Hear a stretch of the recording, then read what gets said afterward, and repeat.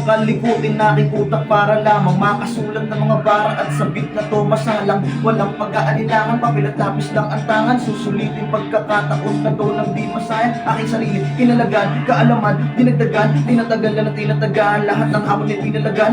Hindi lang puro kuda, sinigurado ang bawat dura, nilakasan ang aking loob, sinamahan ng kapal na mukha.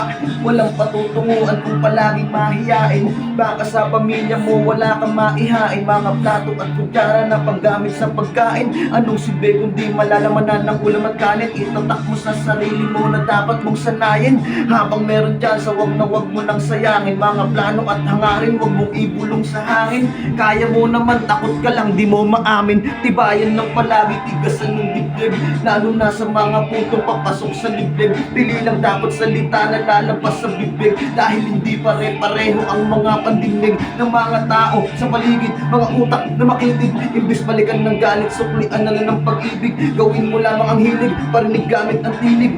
Di mo na yung kasalanan kung hindi ka nila masisid. Hindi rin makakatulong kung palagi kang mapapatol sa mga tao na maiingay, ang alam lang ay panay-kahon. Mga wala na sa katinuan, para bang asong mga ulol. Buhay pa ang mga dyan pero nakahiga na sa ataol. Marami mang balakid ay tuloy lang sa paglakad. Hawakang mahigpit pangarap mo sa iyong palad. Di bali kung makupad, ang mahalaga na usad.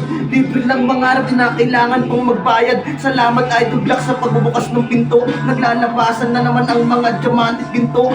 Salamat pong muli sa pagbubukas ng pinto. Isa ka sa dahilan sa pangarap para di huminto. Salamat sa awitin mo, kakaiba ang dulo.